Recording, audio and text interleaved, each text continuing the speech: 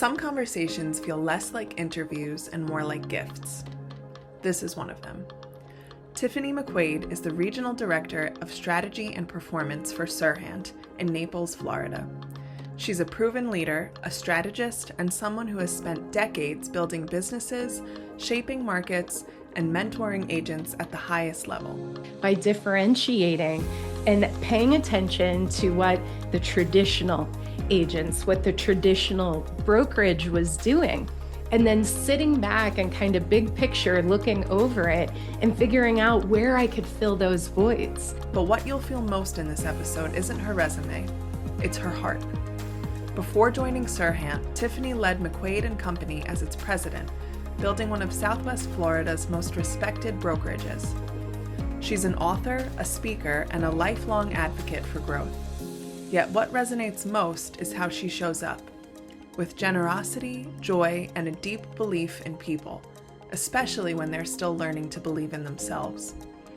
In this conversation, Tiffany talks about creativity, leadership, patience, and responsibility.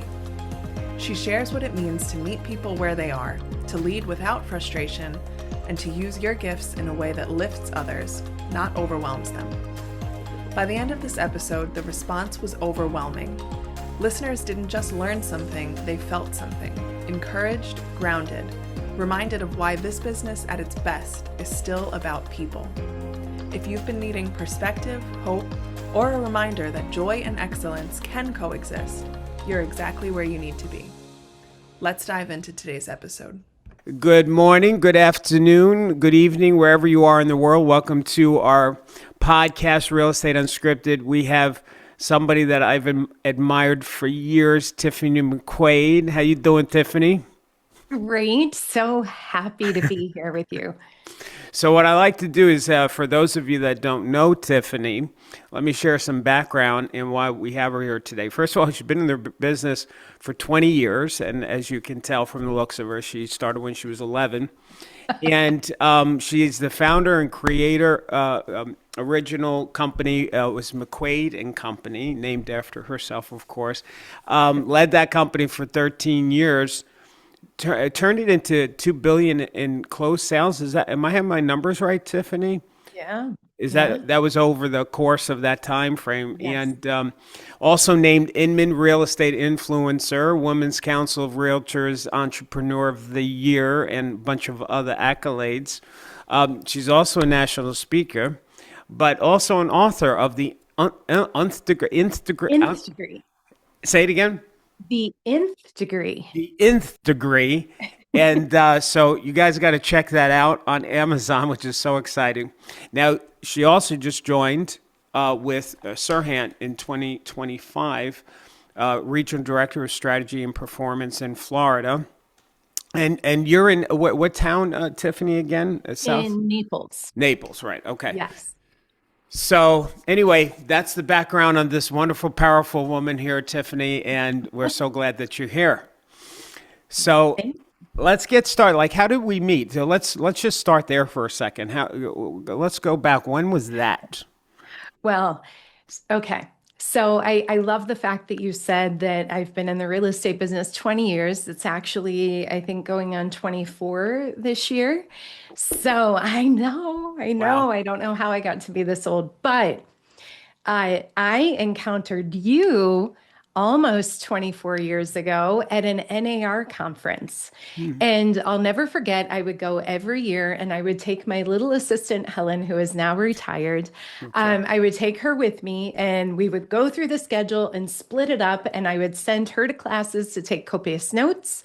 And then I would go to main ones. And the only one that we every single year attended together was always yours. And yours was always jam-packed. You were like in the auditorium, standing room only, and there was just a special little spark about you. You were delivering such amazing content, but doing it so fun as if you were a stand-up comedian. So for all of those that are in your program and that are so blessed to have you for coaching, I got you at the start of my career, and it's been invaluable. And there's, excuse me, a few things that I continue to use all the time. Do you want to know what they are? I would love to hear it. Okay. I'm assuming you still talk about this, but my favorite one is when you would talk about like challenging people or cancers in the office, and you would say, put your Be- hands out in front of you. And when they approach, you say, bad seed, bad seed. I use that all the time. Maybe Awesome. sometimes not in effort, but in In my your mind. mind, yeah, yeah.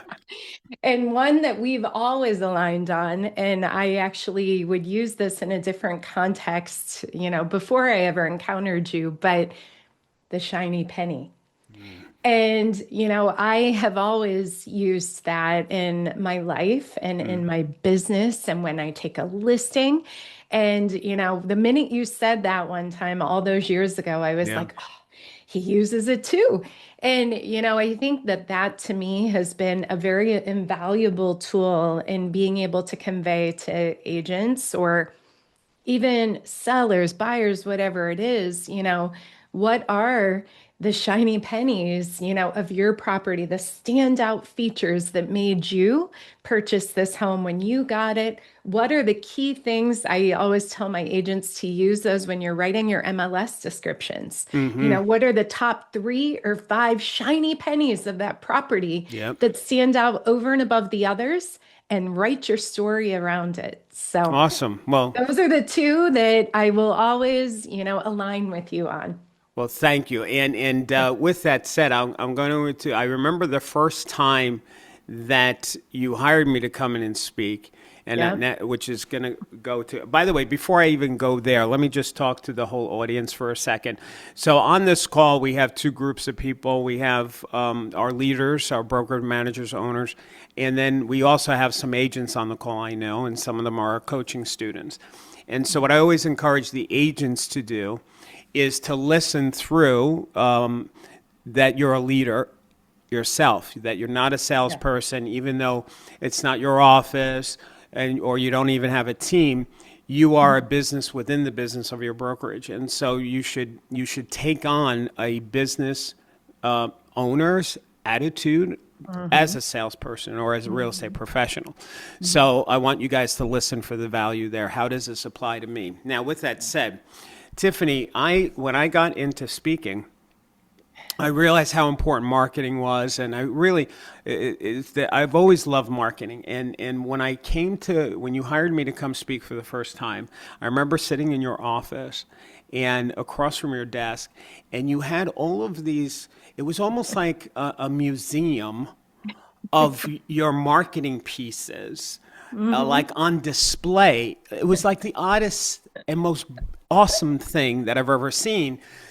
That it really was like I was walking into a marketing department where you might see on one of those television shows that you hire a marketing company. I'm trying to think of one of Yeah. those business shows. Anyway, so can we talk about that just for a second? What was it about? Because I've never seen a leader like that, Yeah. putting so much importance on marketing. So Yeah. where was that about? Just talk about that, about how important that is and why you were like that. Sure. Well, marketing's kind of the special little gift that I've been blessed with. My head tends to run in tchotchke style forms, sometimes coming up with crazy taglines, slogans, and I'll spew them out like a ticker tape sometimes, when I'm in that marketing zone. So it's always been kind of my ultimate passion. However, I think, and especially today, so for those of you, building your businesses now, this is really something good for you to wrap your head and your hands around, is that, the way the industry is going now, and I saw it many years ago, and that's really how I was able to build my brokerage, was by differentiating and paying attention to what the traditional agents, what the traditional brokerage was doing. And then sitting back and kind of big picture looking over it and figuring out where I could fill those voids, because there's always voids in every industry, and those voids are always filled by marketing and uniqueness and standout ideas and concepts that solve problems and, add more value than what anybody else is adding. And I think, for me, the reason why I did that back then, and it's even worse now, wait till you come to our office next time. But, I think the main thing was always leading with, it doesn't all have to be about real estate. Yes, you're in the real estate business, but you're an entrepreneur first and foremost, right? And marketing is a huge part of owning and building a business because each one of us are business owners. You're right. We're, under a brokerage, but we operate, essentially our own businesses, right? So when you're doing things, I think one of the collateral damages of the industry is that people think that you have to always be in the real estate mindset. The best real estate professionals that I see are the ones that understand and recognize that you can learn so much. Not only in industry, you need that foundation, but you need to learn from other industries because there's always things that you can find and pull and adapt to your business, whether it's, for me, there's certain people that I follow and really pay attention to, Sarah Blakely building her business of Spanx. Do you know how much I've learned and implemented in my business as a result of her? All these people that are not in the real estate sphere. I've never advertised, even back in the day of a newspaper when I would run huge full page, full color ads, never would run in the real estate section. Never believed in it. I wanted to be back page of Maine. I wanted to go where the masses went, not just people looking for real estate, because, same thing now with social media. It's a needle in a haystack that people, as they're scrolling, are going to find you and see you, and what have you. And if you're doing the same thing over and over and you're just posting real estate content and you're not showing who you are and you're not marketing your skills and capabilities and what have you beyond, excuse me, just real estate, but making a connection, in a way outside of it, you're just going to get lost in the shuffle or you'll have a good business, but are you going to have a raving fan business? Are you going to have that business that people talk about you after the closing and, refer you unsolicited, to people that they know and care about? And that's what we're all after. And that only happens with marketing, but more importantly, it only happens with standout marketing. Everybody can run ads in the same spot. It's not going to do you any good. What are you doing different? And our office is a direct reflection of that. You walk in the door, it is not real estate as usual. And honestly, I learned everything that I have done in and around the office from Facebook headquarters. I spent a day there years ago for a meeting. Okay. And toured around their headquarters, which is, if you haven't been, it is flippin' amazing. But it's very eclectic. Everywhere you go, there's things to look at. There's album covers all over the walls, t-shirts with crazy sayings all over the walls. There's things on the floor. It's bright colors, vibrant, everywhere you go. And they did research behind that. And the research behind that was anybody can invest a lot of money, or any business, into creating and building a nice office, that looks aesthetically pleasing and what have you. But are you building an office that stimulates creativity, that brings and welcomes innovation, that when clients and customers come in, they're saying, wow, there's a lot going on here, but it's good. And with, people, employees, agents, what have you, you never know when they're going to need stimulation on any given day. So being able to create a little more of an eclectic environment and hang marketing on the walls and stuff, those are things that become memorable, just like it did to you. Yeah, absolutely. To this day, right. Yeah.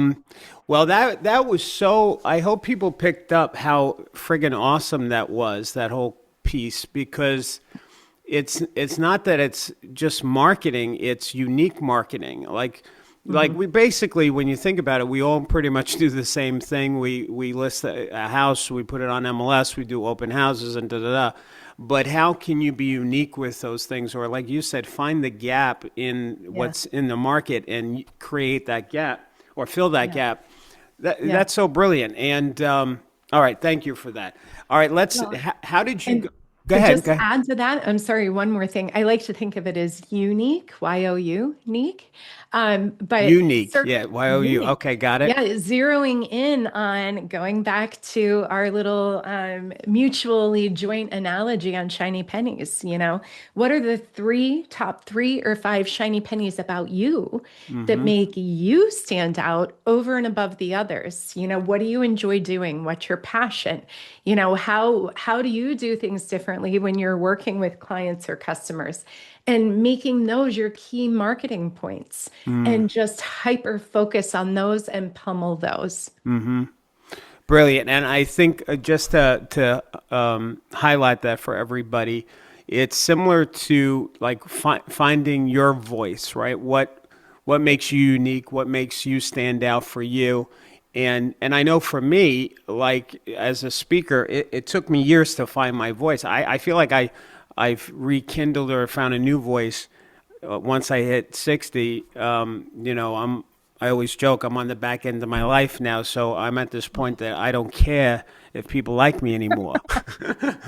Because when I'm on my Best deathbed, spot to those be people in. don't like me. I'm not going to remember them or care about them. So, and what made me think of that too is like with the NAR convention, I'm probably never going to speak there again because I am one of the most outspoken people about NAR now. But I'm at that point in my life. My voice is I'm not playing the politics. I'm not going to worry Right. about whether people, if I piss off a leader or something. I'm going to be true Yeah. and honest, and that's the Yeah. end of that. So that's Yeah. my new voice that I found. But I the love it. the point is that every agent and every leader should find what's their voice in the company, should help express that voice.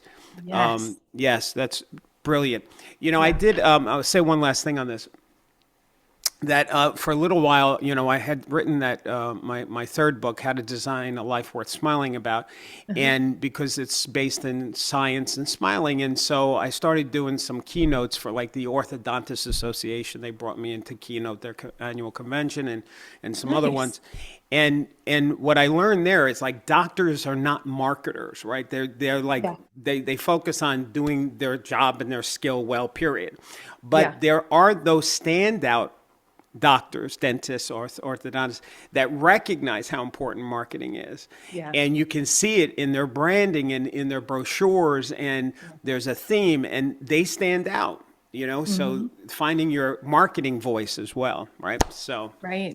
Right. okay, so how did you go from what was the impetus? Is that the right word? From being a salesperson to wanting to open up your own company? That piece, because there's sometimes agents that are thinking of that. So why Yeah. did you choose to do that and leave the successful sales side of it? Well, so I haven't left the sales side of it, and there's a method to the madness. But from the word go, the minute I got licensed all those years ago, I knew immediately I was going to, at one point, it was my intent to own my own brokerage. And I partnered with an amazing woman by the name of Anne, and we partnered for 10 years and then lovingly split the company in 2013. Okay. So yeah, 2013. So, in doing that, and we were just at different phases of life. That's why, we did that at that time. Okay. But, it was always on my radar because I had had my own business up north doing marketing, promotion, and special event management. So, it was just, that's what I was used to, just kind of wanted to do my own thing. But so starting from the word go, I used myself as my own guinea pig.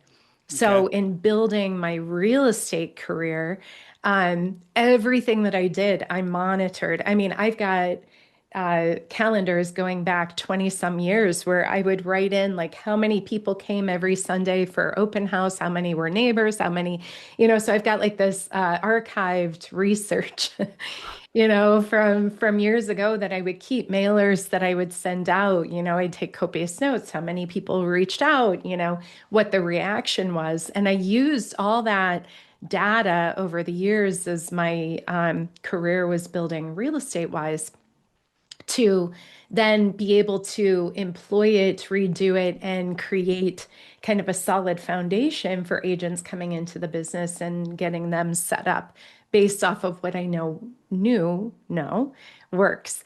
So, essentially built it that way, and at the same time continued building my real estate career because it allowed me a unique position, especially in our area, in our town. There's so many brokers in offices that have never sold or very limited selling experience, and they're book smart brokers, contract smart brokers, but they've not been in the thick of the business. You're right. So I felt, I've specialized in the community that I've lived in all 24 years, called Quail Creek. And I went into it envisioning that I was going to be the queen of Quail Creek. That was it.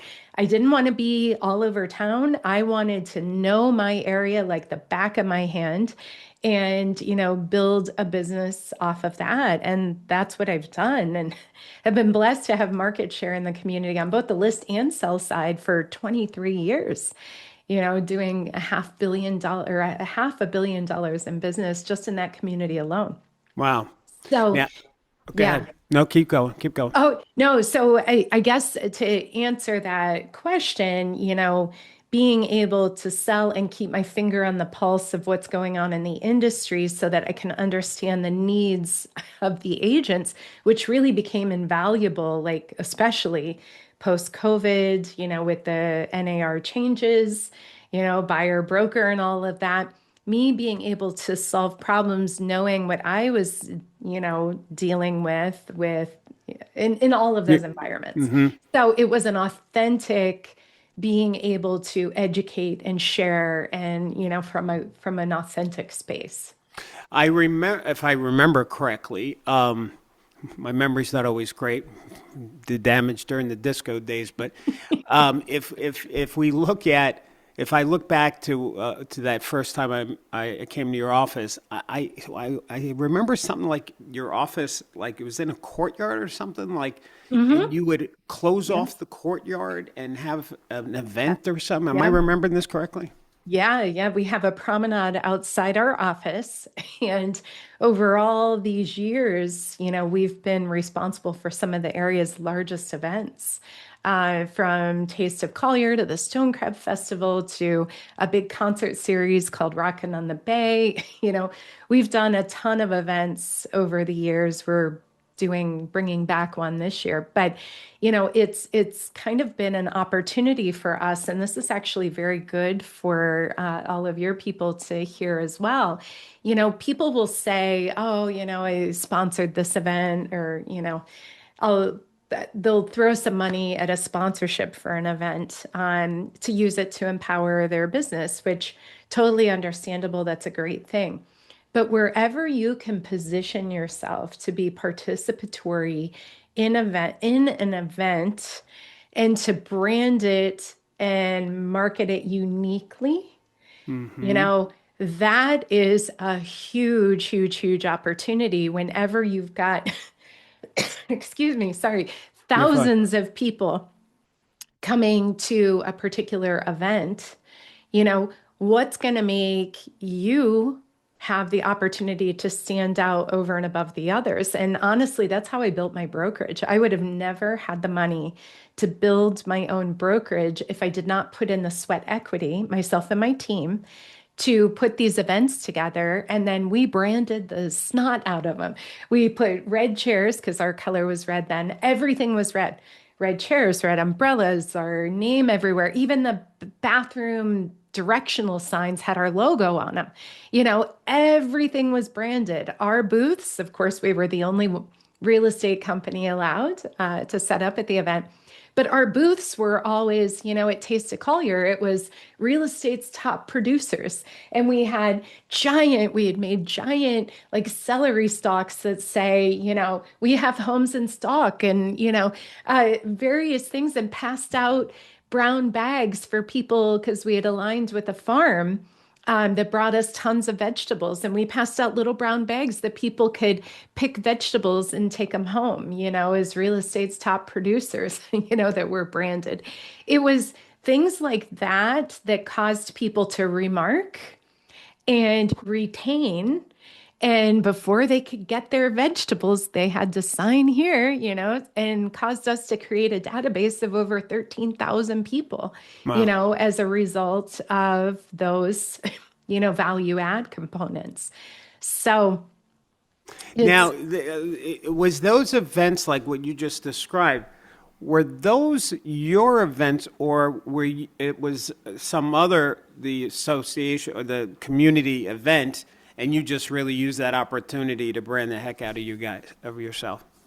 they were actually our events. Okay. We put them together from start to finish. Okay. Okay. That was my background up north, so that's I had a Okay. little edge there. However, for anyone looking to be involved in something like that, you can be participatory without having to, do the whole thing yourself. Right. Right. But just always think through, how can I do something different and or offer something that's going to be a standout feature, that's going to be a difference maker, not just a blender inner, Well, just to piggyback on that, just as an example, so make it.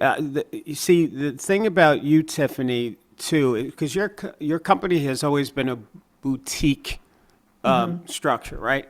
Right. But all of your marketing doesn't make it look like it's boutique. It looks like Yeah. it's a huge company, huge results, and da da da. And again, that's from your marketing. And so I'll confess, for example, when you used to come to my sessions at NAR, the reason why they were standing room only and stuff is because every year that I spoke there, I'd have some kind of gimmick. One year, I can't remember them all, but one year we printed golden tickets, like from Willy Wonka, and Yeah. on there was about come see Darryl speak on this topic, and I hired models, local models, and just handed these thousands of pieces out, even Yeah. leave them at the payphones. Yeah. Payphones, people don't know what I'm talking about, and or by the bathrooms and things. And I eventually got in trouble for it, but because my rooms were always packed and the other rooms were quiet when I was Yeah. speaking. Yeah. So there's an example of the marketing and how powerful that can be. Okay, Yeah. what would you say as a leader?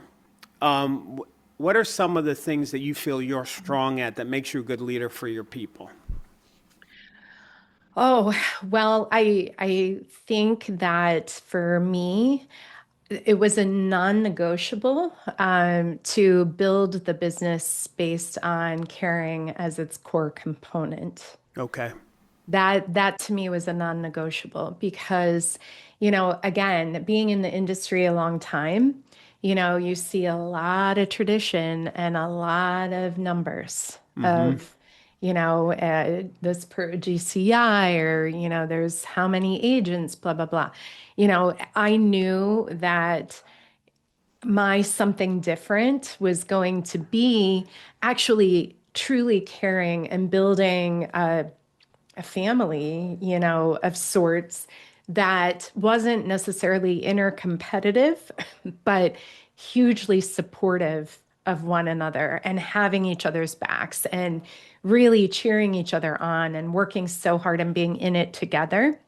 So that to me was number one. Number two, it's always been for me, as many times as I've fallen down over all these years. And I mean, there's been days that I did not want to get out of bed. You get exhausted or are sad or upset about something or, Sure. what have you. I've been hit a lot a lot over the years, but I always got back up. And that next morning, I always came in and I would check whatever was bothering me as much as I could at the door when when I walked in, just leave it at the door. And, I think that those probably two things continuing to show up in spite or despite what was going on and, genuinely caring about the people, were two differentiators for sure. Well, let's highlight that. What I heard you say, what I just got out of what you said was, as a leader, broker, owner, whatever, that you should live from your core of who you are, your beliefs, Right. what's important to you, and your company is an Yeah. expression of your personal beliefs. Yes. So you as a caring person and want to, I don't want to sound like woo woo here, but love your people and love humanity and the whole thing. Yeah. You that was obviously one of your core principles of who your company is. So that's great. That was powerful. And okay, now I want to. I'm going to do something a little different because we're doing so great here. I want to jump to questions because I happen to glance over in the chat and I see people already starting to ask questions. Gang, Okay. do me a favor. I still have my questions, but I want to see if any of you have any questions right now that you want to ask Tiffany. And we have the Q&A panel, so that's where you'd write those questions. I saw somebody, for example, that's where was it? She leads with the heart. I love this. Yeah, like Sharon LeCain, you asked the question in the chat, but let's run over to the chat panel. But I'll ask Sharon's thing. She's asking, what did you identify that made you stand out? So I think we touched upon that, but let's just address it.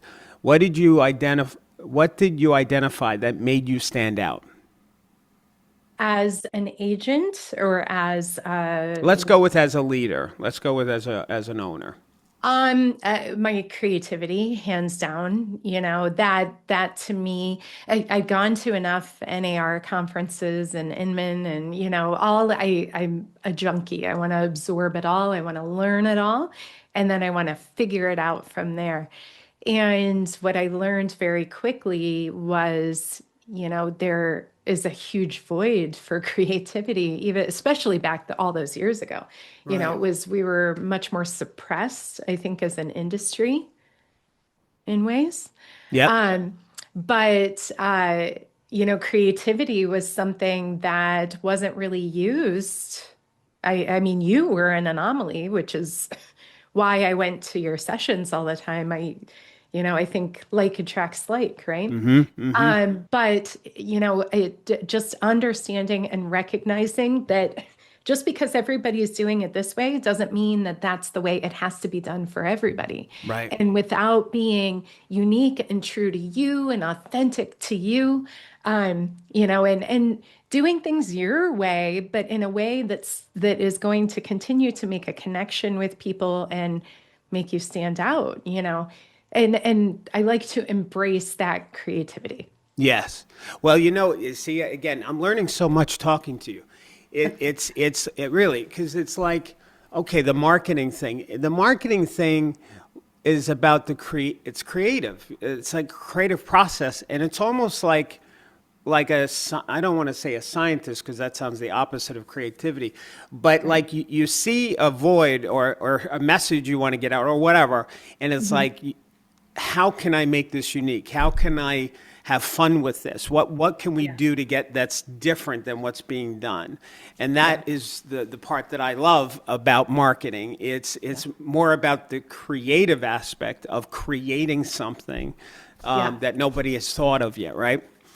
So, I love that. Okay, now Jason is asking a question. Why did you go from your own independent company to SERHANT? What was the decision there?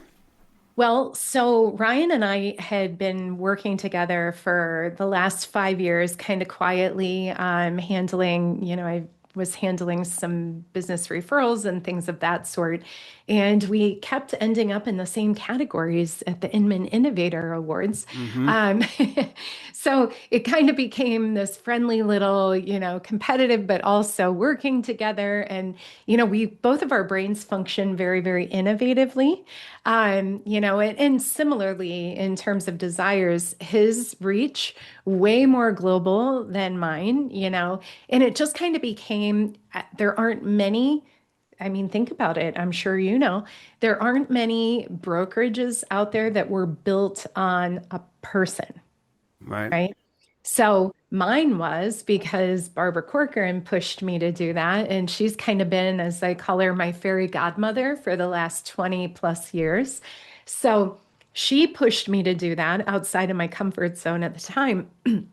So, but she was right because I built the brokerage off of the foundation that I had laid and built.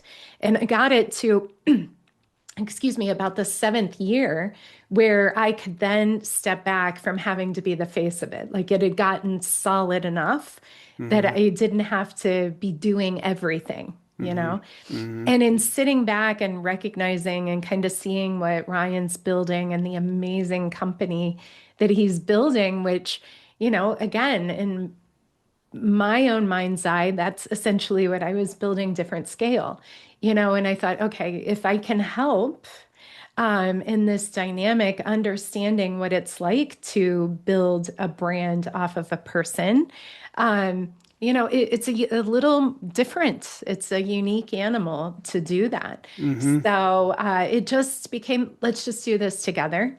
Let's Okay. build together. Let's grow together. Let's cover blanket Florida, Southwest Florida. Let's do, everything that we can to utilize everyone's skill sets for the betterment of the whole. Now, are you that structure with SERHANT? Is it like just your office is a branch of SERHANT, or are you also been given the responsibility to expand in Southwest Florida? We are definitely in full-on expansion mode Okay. for sure. Okay. So my office where we're at has been my office for the last 15 years. It went from the primary color of red to now blue. So we're staying in the primary colors. But, it was kind of fun to redecorate and do some really cool things. There's still pops of red, we couldn't take it all away. Like the mic is still Yeah, I red. noticed that. I noticed the red mic. I'm like, she snuck that in there.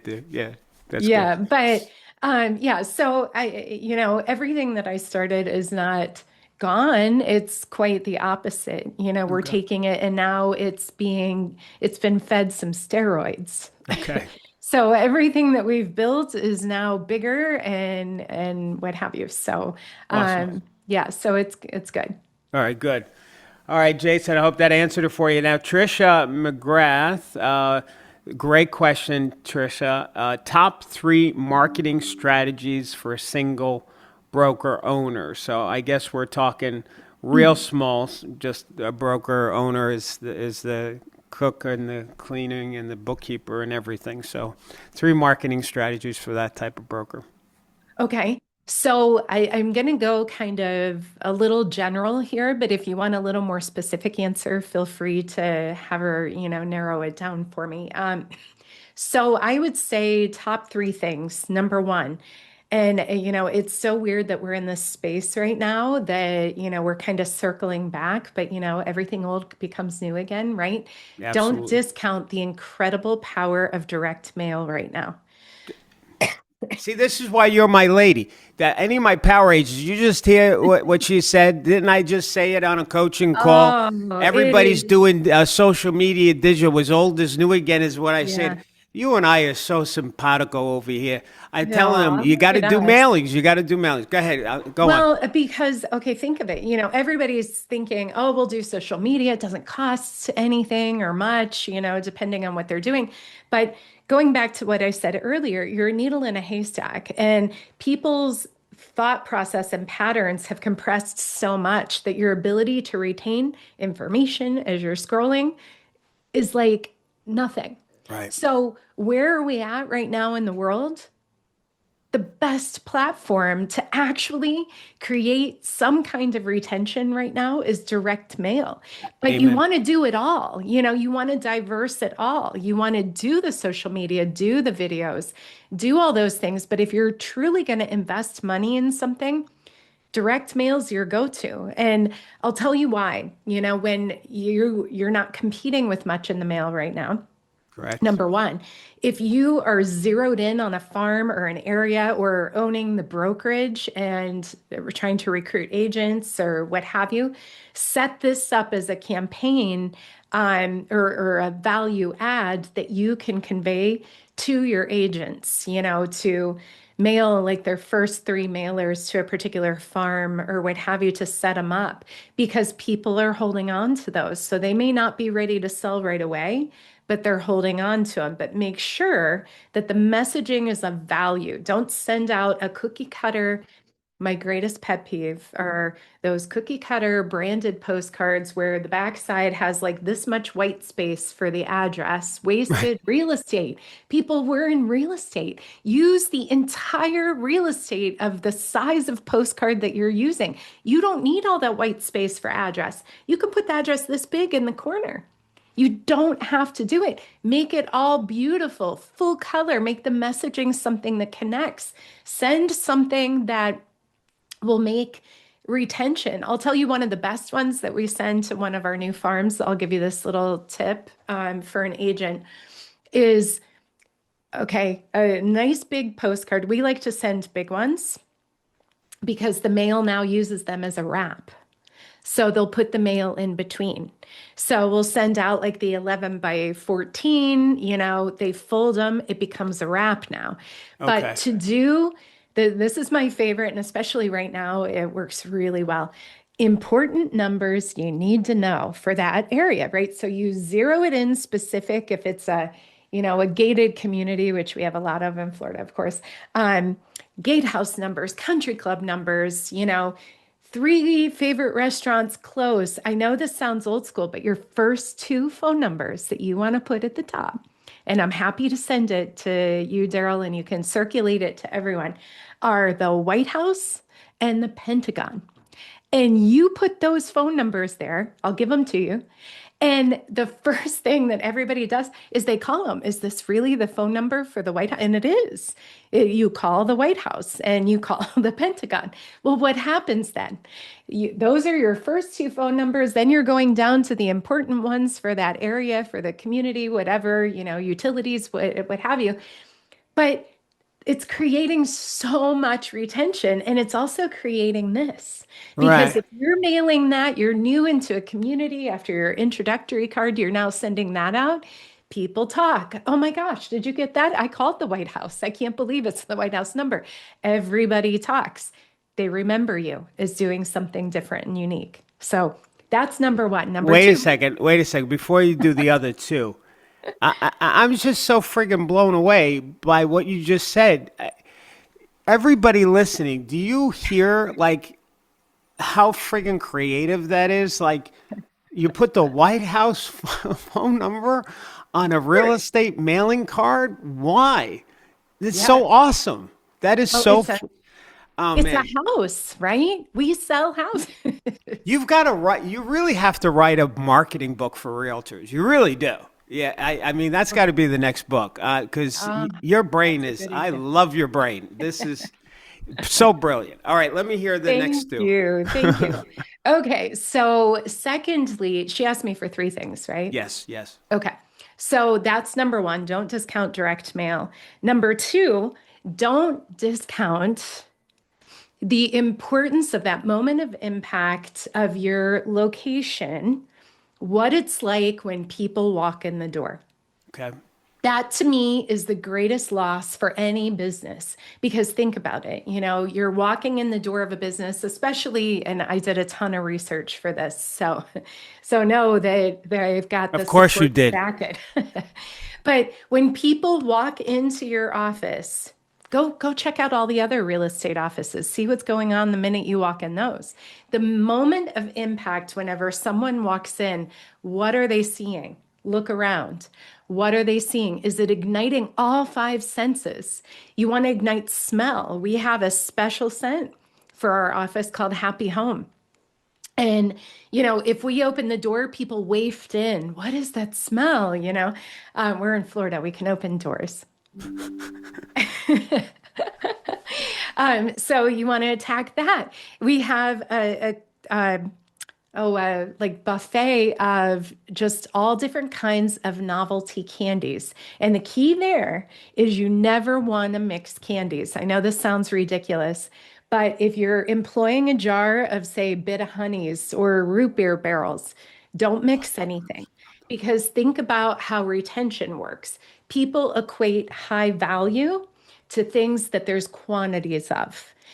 So if you're putting, it's like the old retail school of, setting up retail, when you see the Frito-Lay guy at Walmart and he's stocking and pulling the corners of those bags of chips as he's stocking the shelves at Walmart, there's a reason you're stocking those shelves full because there's a higher perceived value of the consumer of knowing that there's more, as opposed to less. Got it. So you always want to put, we've got clear jars of nostalgic candy. Why nostalgic? Because it creates a mind-belly connection. So oh my gosh, I haven't seen a Bit of Honey since I was 12, Right. And in that top of mind, that connection that it's creating a comfort, kind of that feeling like, oh, this makes me feel good. And the thought that, I would feel safe with these people. I trust them. There's loyalty there, so there's that. So just go through all five senses. What are you seeing? Are they going to go, wow, Right. the minute they walk in? That should be your ultimate goal. What's it going to look like when they walk in? And will there be a wow factor, whatever that would be, and make that your goal? Can I go to number 3 now? Yeah, not until I say wow again. So, because, I don't, most brokers don't think like this. Yeah. Most leaders don't think like, okay, what is my office going to feel like when somebody walks in? Right. What's the little nuances? How can we wow them? How can we, as Walt Disney being that Florida, how do we plus this? How do we be unique?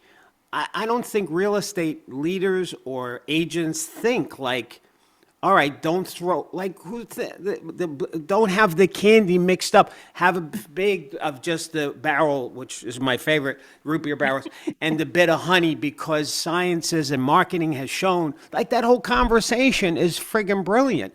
And I'm going to highlight for everybody that if you go outside of real estate, whether you watch something or you read something, how can you equate that business that is so successful and what they do and incorporate that into your stealing ideas from other successful business? And one of my favorite ones I talk about in the leadership seminars I do is Stu Leonard's. Stu Leonard's is one of my favorite businesses, which is a dairy supermarket, and but I pull some of their marketing and how they do and use that as analogies for the real estate broker, right? So this is what you do. All right, give me the third one, baby. Well, at first, I just want to say, of course, barrels for Darryl. Root beer barrels for Darryl. I'm going to have to send you some. Oh my gosh, look at this. The mind never stops here with the creativity. I love it. Okay. One of the best compliments that I get when people come to our office is they're like, this is like Willy Wonka. And I said, for me, that's such a huge compliment that we're like the Willy Wonka of real estate. Nobody knows what's going on behind the doors, right? but number 3, and I think this is the most critical and this is the most overlooked, a huge part of our business for real estate, floor time. That's a huge part of our business. And, especially depending on where your location is, being able to offer it. But where people fail is, conversion is always an issue, not all agents have that ability and capability to convert all the time when people walk in. To some, it comes more natural than others. But the most important thing that you have to teach your team is that joy and enthusiasm go hand in hand. And that no matter what they've got going on in their life, the minute they walk through that door and they step into that role of being that floor agent for the day, that enthusiastic energy has to come out the minute they engage with someone. I'm not saying like at a retail store where they're like, oh, how can we help you? What are you looking for? And you immediately shut down and say, I'm just browsing. I'm not saying that. I'm saying that you're jumping up from your chair enthusiastically the minute somebody walks in, that you're not just sitting in the chair talking to someone as they're standing on the other side of the desk, that you're greeting them and matching and or exceeding the energy that they bring the moment they walk in that door. Because a lot of times, especially for us in Florida, people are happy when they're here. There's sun, they're feeling good, they're not freezing where you are. Um, but they're a little more happy and gregarious, and they're coming in like excited and enthusiastic. And if you don't match that energy and or slightly exceed that energy without being annoying, you're going to lose them. And that to me is the biggest epic fail. People just want to take the contact info and email them or set them up on a drip campaign or what have you. You lose them. Just remember, find a little spark of joy for yourself the minute you walk in that door. No matter how bad your day is, there's always something good. Focus in on that and use that as a catapult for enthusiasm. Keep those two married the entire time you're sitting on floor and watch the difference it makes when people walk in. I've got to share this story. I had to go into the bank for to have something notarized. And so I'm sitting there waiting, and the woman there at the bank, she's dealing with this customer, and so then I'm like the third one to come up, and she looks at me and said, "How can I help you?" And then I pulled out, I said, I have something to notarize, and I am not exaggerating, Tiffany. This is exactly how she reacted. Oh gosh, these won't stop. Like this woman was annoyed that there's another person coming for a notary as opposed to maybe spending money, open up an account or something like that. And it blew my mind because I'm like, she made me feel like I was an interruption. Yeah. Yeah. But that's your friggin' job. I'm the customer. Yeah. And this is one of the things that you offer your customers. Yeah. Yeah. So really bad vibe, bad everything, right? So that's to highlight what you were saying, how important it is that you put your head in the game correctly when you're going to do that floor duty. And that'd be true about anything, right? Anytime that you're going into the office, you're putting on your real estate hat, you're in the people business. Well, and one last thing that I will say to that, this to me is another thing that I don't feel that people really think about in our industry is open houses are, people will say, oh, it's just nosy neighbors or what have you. Well, number one, no one sells a home or a community better than the neighbors that live there and love it, right? So embrace that. That's one thing. Even offer a 1 to 2 neighbors and friends, 2 to 4 general public, what have you. I digress. But the whole point of what I was getting to was with open houses and, really thinking through the process in terms of when you're there, take a real estate related or an entrepreneurial or something book or reading material. So when you're slow, that's where your mind's at. So that when someone comes in the door, your mind's not on this People magazine or this, novel that you're reading, but that your mind's still in the game. Because much like, an athlete trains to go and play football or whatever they're doing. You have to do the same thing with real estate. Use those times and opportunities to train your mind to be sharper. You Mm-hmm. may pick up something in there that you can use when someone walks in, Mm-hmm. but always be training and educating yourself. That's the only way you're going to get great. And now with the way, the buyer's broker agreement and stuff is, you want to work with everybody, but they're only going to want to work with the ones, not the friends, cousins, neighbor who needs to make a little bit of money. They want to work with the specialist, the person that knows their stuff, that's going to give them value add. So Mm-hmm. you got to have it on both sides of the business now. So Mm-hmm. keep your head in the business, whether you're at open house or, whatever you're doing. For the brokers and leaders, I'm thinking on this that if you look at all your responsibilities as a leader, like building revenue, but let's just focus on one real simple one, just like recruiting. What are the other brokers in your market doing to recruit people, and what can you do that they're not doing that's unique? So I'm going all full circle to the beginning of this interview, where finding the holes in recruiting, how the brokers are missing opportunities, how you can be unique in that respect. So I just wanted to interject that. Got another question here from Nicole. Nicole, what is your favorite aspect of the real estate transaction? And when working with a team, how do you decide who does what for scaling purposes?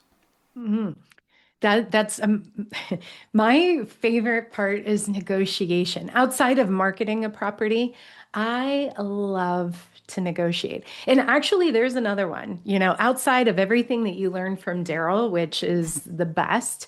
Um, Chris Voss. If you're going to invest in anything, and my favorite thing to invest in for myself is Masterclass, the Masterclass app. I was just gonna say, I was gonna ask you about that because when you brought up the Yeah, Spanx woman, yeah, I saw that master class on her. Is yeah, that where you saw that? yeah. I've watched it Ah, probably 8 times. I go you're back. like a woman version of me, for gosh sakes. I I, love it. So I can't believe that you watched the same Spanx thing that I did. Okay, cool. Yeah, but Chris Voss has an amazing masterclass. But you want to talk about exactly what we said earlier about learning from different industries. Yep. Invest that $300 or whatever it is a year in yourself to do the masterclass app and do as many as you can. If you're on a treadmill, if you're walking, listening, do as many as you can. But Chris Voss, spectacular. I actually had the pleasure of meeting him several years ago in Beverly Hills. And I remember somebody saying to me, "Oh, he's an FBI negotiator." And I'm like, what's that have to do with real estate? I wasn't like even thinking. And I remember talking to him and walking away like, holy crap. This guy means business. And negotiation is single-handedly my favorite thing because you have an opportunity in negotiation to create raving fans on both sides of the coin, no matter who you're representing. And it's all in strategy and how Mm-hmm. you present and Mm-hmm. getting them a higher price than they told you that they're willing to take because you went out on the limb and kind of did a little negotiation for them on their behalf or, what have you. That huge asset, huge value add. And again, there's an example going outside of our industry. And now when you said FBI negotiator, I was like, where do I know this name, Chris Voss? Yeah. And yes, I have seen him Yeah. talk about the skill set of being a negotiator for the FBI. Yeah. And it applies to real estate. So Yeah. awesome. I'm so tickled by this interview. Okay, so Nicole, did we cover that? Yes, we covered that one. And then Jeff, do you actively use a pre-listing packet in your business today? If so, what are your overall thoughts on how effective they are, and what key pieces do you think should be included inside? Oh, that's a fantastic question. So I think anytime that you can leave someone with a support takeaway of some sort, I think it's, excuse me, I think it's huge. Now, what I used to do back in the day, I don't do it this way as much anymore, but for those of you that are diversifying your businesses, there's more than one way to skin a cat. And if you're up against other agents, which pretty much everyone is, on the listing side these days, right? Do things a little unique. And I'll give you two quick tips. Yes, put together, a listing packet. I'm sure your brokerage probably has one, and then you can customize it yourself. Don't be afraid to invest some money in that. Please don't just, use one of those services, cookie cutter services to create something. Invest in you, because that's one of your first, things that you're providing them. Right. And, you're kind of negotiating for that listing, catapulting off of you, presenting you and the collateral that you leave. But one of the things that I used to do, I don't tell FedEx or UPS, but I used to go get envelopes and I would fill out the little labels. Now, keep in mind, I was selling in the community where I lived, So when they would call me and I was going in for a listing appointment the day before or 2 days before, I would put all my collateral into one of those and then I'd go drop it on their front doorstep and leave it. So it looked like it got overnighted, but it was just me leaving it so that they had it before I got there, because nobody else was FedExing, Right. or what have you. So it was just like a little fun, higher perceived value. But the other thing that I do, and this is hands down, one of the best things, align yourself with a business in the area, florist, whatever. Could be like Nothing Bundt Cakes or whoever. Align yourself with someone that you build a relationship with, that every time I go to a listing appointment, I reach out to my florist. Sometimes I alternate. We do custom bundt cakes too. My clients love, people love those, but you can brand them. So that's why I zero in on that. But I align it so that whatever my listing appointment is, so let's say it's 12 o'clock on a Tuesday, I work it out so that the florist is dropping off flowers at 3 o'clock on Tuesday. So that right after my listing appointment's done, shortly thereafter, they're getting flowers from me or a bundt cake from me saying, thank you for sharing your beautiful home with me. Working with you will be a real treat. And it's almost like you're a little bit of guilt. Like if we don't choose her, then we're going to feel guilty eating this cake or looking at these flowers every day for a week. Or it goes the other way. We love her, we're going to list with her, and we think even more fondly because we're eating cake every day for a week and because we get to smile every time we look at these flowers. That's freaking brilliant. I got it. Now I'm going to share a personal thing that just popped into my head while you were talking, and it's not real estate specific, but it's the concept of being unique. What you just shared is unique. You have to write this book on all of these marketing ideas, I swear. And I'll be the first one to buy it for sure. And but my son and I were just talking the other day, and he was talking about how he was still surprised that he got into St. Anthony's High School on Long Island here because his grades were not good and he should not have gotten into that school. And so I never told him this, so I told him just recently. I said, I know, Michael, here's why you got in. I took your application and I wrote like this incredible glowing thing about you. I put it in a folder. I put in photos of you growing up, talking about your potential and who you were as a human being and what I can already see the commitment of who you're going to turn into. I mean, I sold the hell. Now, I'm sure that school never got an application with a bound folder and customized logo, the whole just crazy out of the box thinking. So again, marketing is important and being unique. Do we have any other questions, Julie, that we're missing here? I don't see any. So I know you've got some rapid fire ones you usually like to I do. And I I would do. love to hear some of those from you, Tiffany. What amazing ideas, truly. Yes, We're this all is. taking rapid notes. Yeah, I know my team is probably like, this is good for us. This Oh, is they're great. all raving in our chat. They're like, "Oh my gosh, we could listen to her all day. She's brilliant." Oh, Yeah, thank we have you. a Thank company you. chat too that the company is watching, so it's off camera, like there's, so obviously they're loving you. All right. You got a fan group in the Smile Squad, Tiffany. That's right. Yay. Thank you. Okay, one early habit that made the biggest difference in your career. One early habit. Oh, well, um, I've always had a very visionary mind. I could visualize things and, I got myself in a lot of trouble growing up because I was always doing things, not that I was bad, it was that I was creating and doing things and making things and, that I shouldn't have been doing at my age. My poor mother put up with a lot from my creative brain for sure. But, one thing I used to, we lived in an area where there weren't a lot of houses. And I would go in the summer, and my mom would go on Saturday, and I would watch my sister. We were 5 years apart, age wise, younger. She was younger. And my mom worked full time, single mom. So she would go on Saturdays to the grocery store, stock us up for the week in the summer when we were out of school. And then it was up to me to, make sure we were fed, right?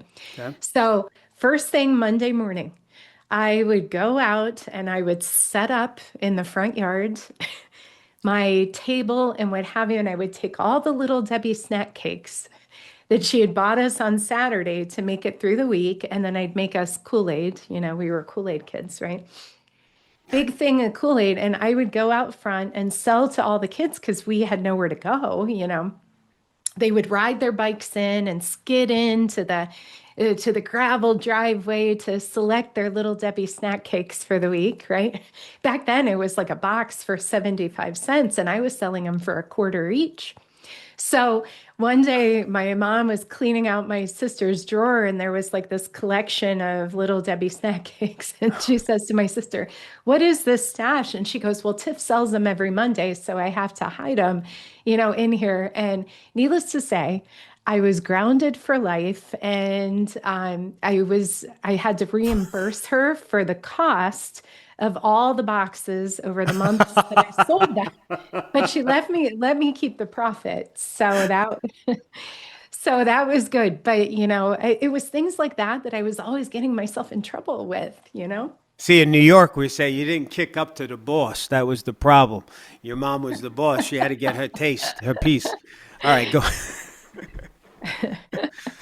I thought she was none the wiser. So, all right, cool. And so, what was that? Wait, what was the habit the one early habit that made you the difference in your career? What's that habit? Oh, well, the habit I would say is that I never, ever, ever, and even when I was young, I've had a lot of hard things happen in my life, haven't we all, Yeah, right? yeah. But I learned at a very young age after a very, very big loss that I could choose how I was going to enter into every day. Was I going to choose to be positive or was I going to choose to be negative and let it be my story or a victim, or what have you? And it's hard to believe, but at 10 years old, I recognized the incredible power of that. So the one main habit that I have is that I work very hard on my mental capacity, and setting my mind in the morning, taking quiet time, when I have my coffee, even going way back when to focus in on trying to be a light, in the day, to enter the day with lightness. We all have heavy things weighing on us. And don't get me wrong, there's days that it comes at me hard and I struggle to kind of pull myself out a little bit, but I only give myself that day. So that day to, wallow in my whatever. And the next morning is a fresh morning. And that's in the past. I'm going to focus on the present, on today, what I can do for today. And I just, as my mother always said, I just fiddle-dee-dee away the rest of the things. Now, I have to ask you Yeah. that thing in the past that was a challenge that you had to Yeah. deal with. What was that?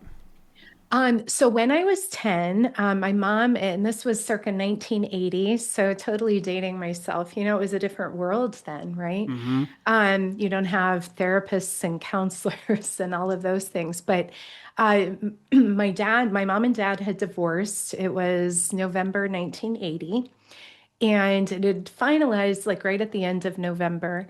And on Christmas Day that year, my dad opted to take his life. Sorry.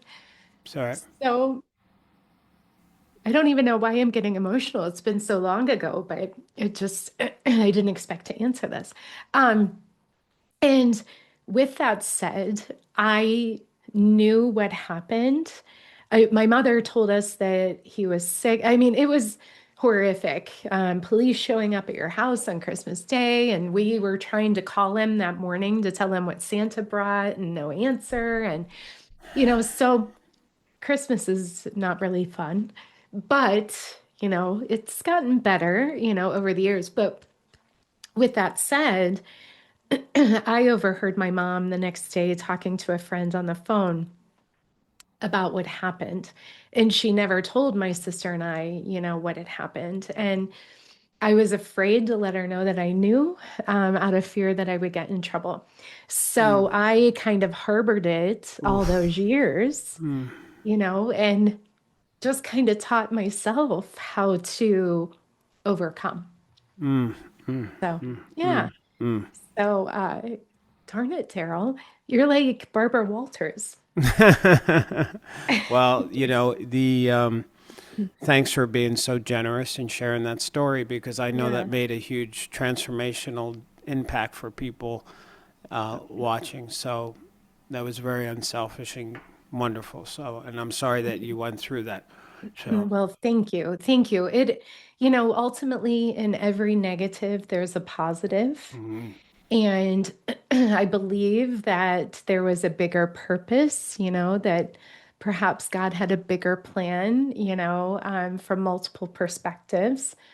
And I recognize that now. And, it's just an evolving thing. You don't think it bothers you much anymore. And then something as simple as that quick question can trigger, just a hint of emotion about it. So, now let me um, ask you, how has that experience shaped the person you are today? Because obviously, go, going through something that traumatic yeah. could bring a person one of two ways, right? It Oh, can sure. it could destroy them, or they can build upon it.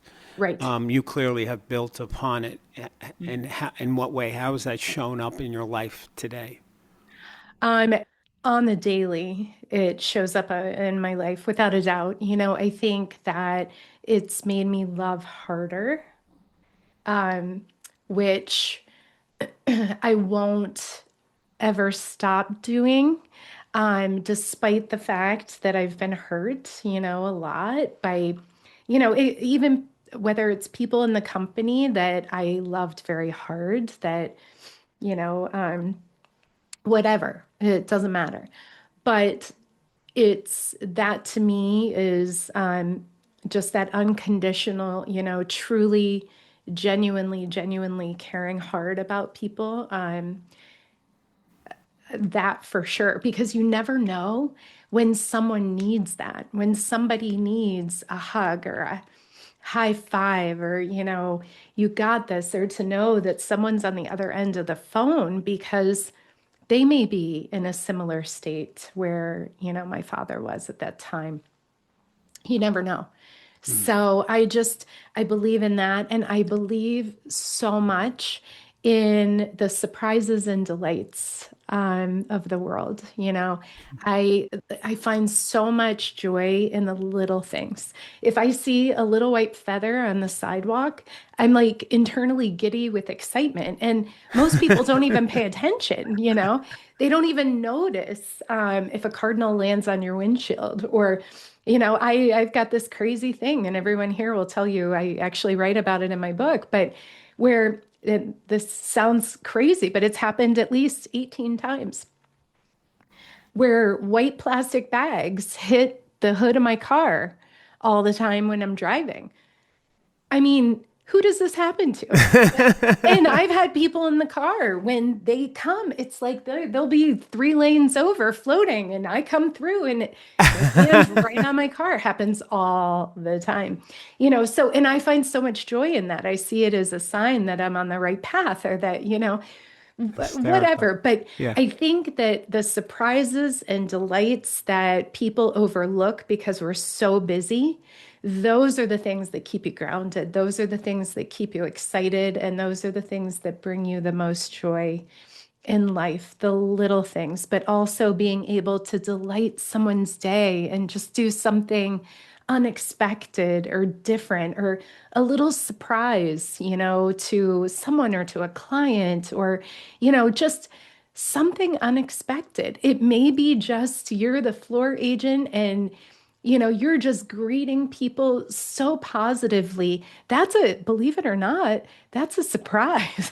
Right. It's a delight. True You know, that. it takes so little to make an impact and make a difference and to become memorable.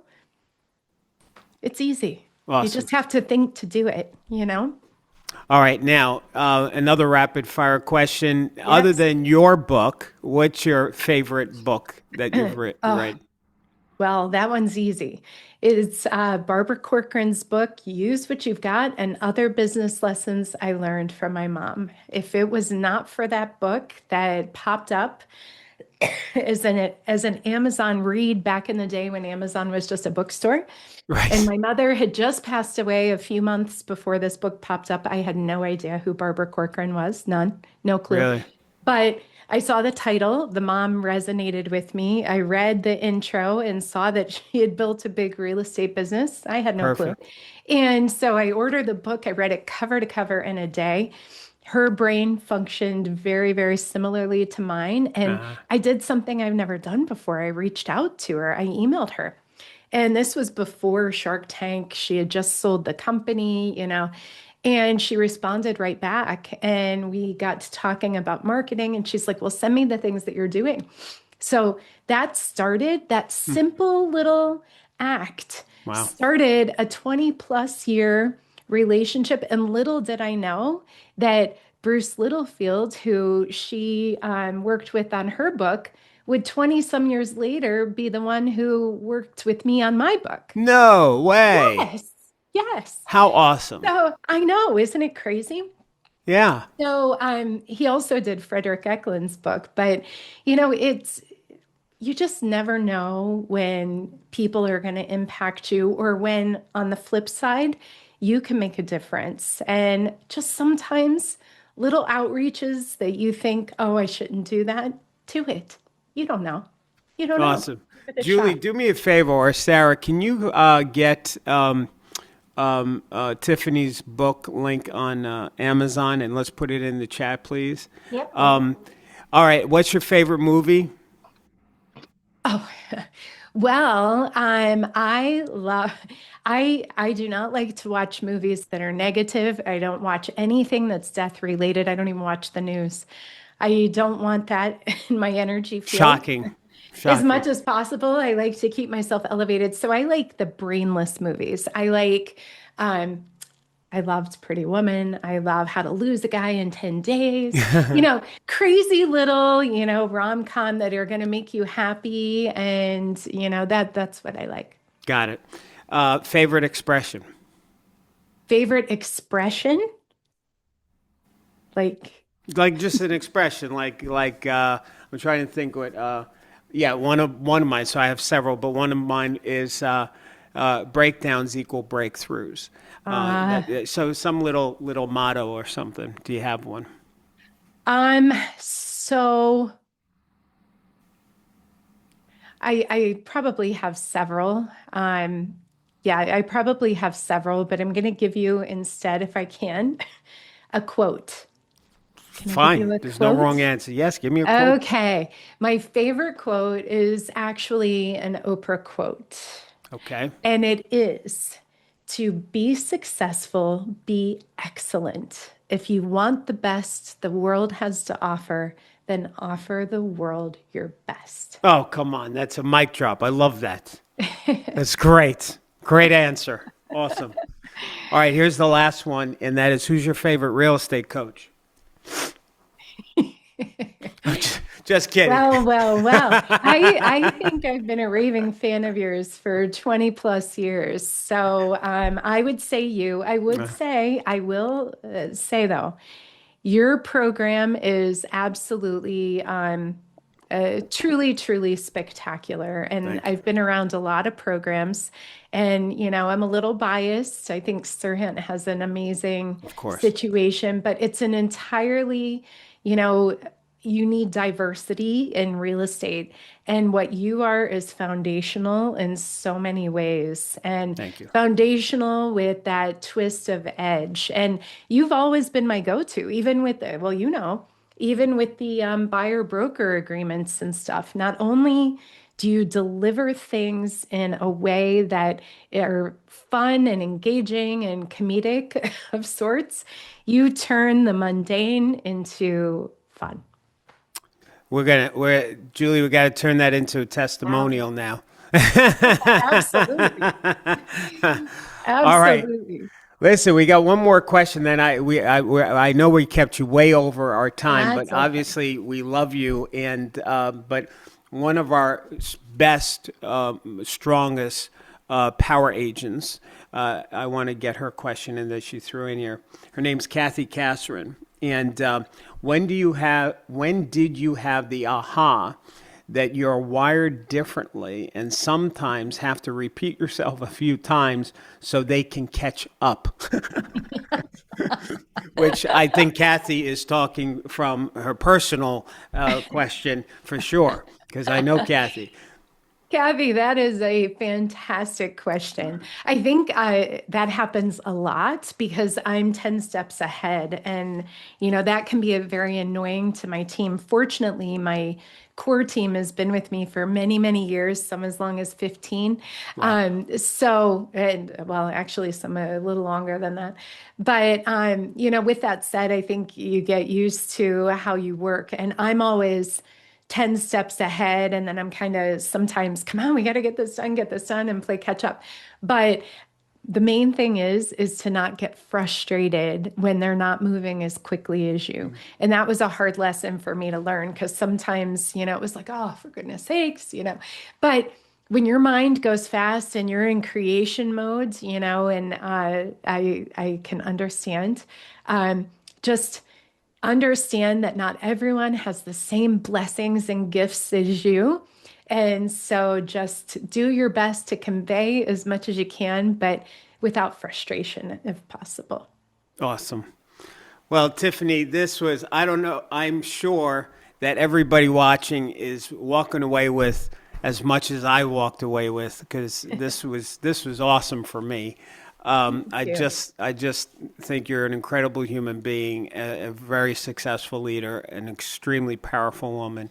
And so I learned a lot. And so thanks for giving me the gift, and everybody else that attended, to share you with us. And anyway, that's it. And I just love you. I think you're wonderful.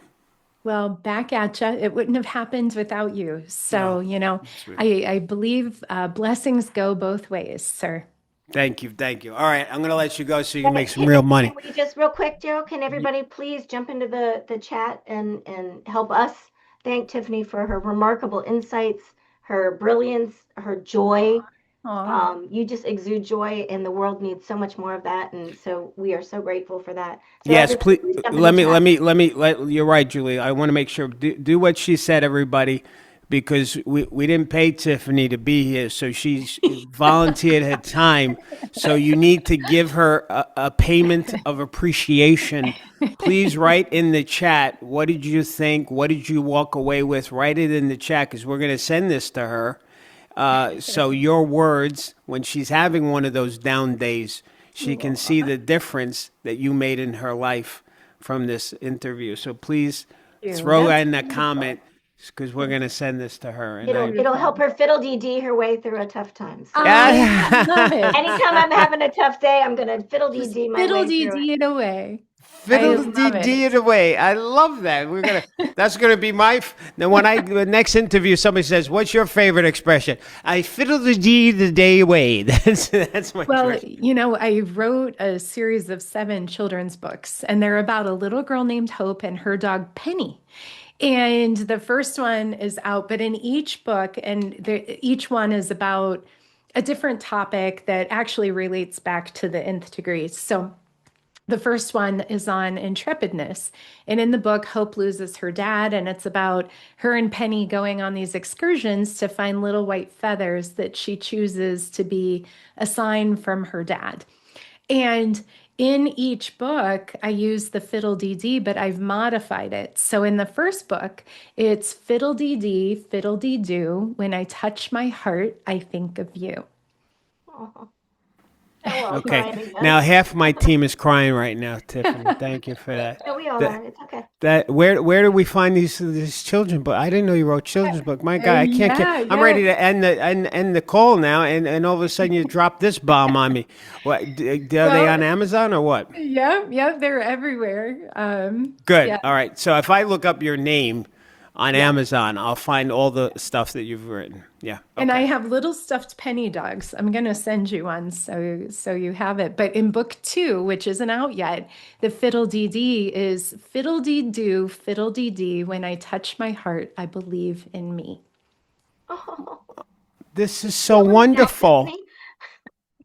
This is awesome, Tiffany. You are just a powerhouse, man. Awesome. Oh, thank you. All right. Thank you. Okay. Well, I'm going to let you go. Day. Thank you so much for this. This was incredible. And I know we'll be talking again soon for sure. And, sounds great. Power agents and leaders that were on today's call, I hope you found it as joyful and as powerful as I thought. This was a transformational interview. So once again, Tiffany, thank you so much. And keep making the difference that you make. Thank you. Back at you, sir. All right, hon. I'll talk to you soon. Bye-bye. Bye.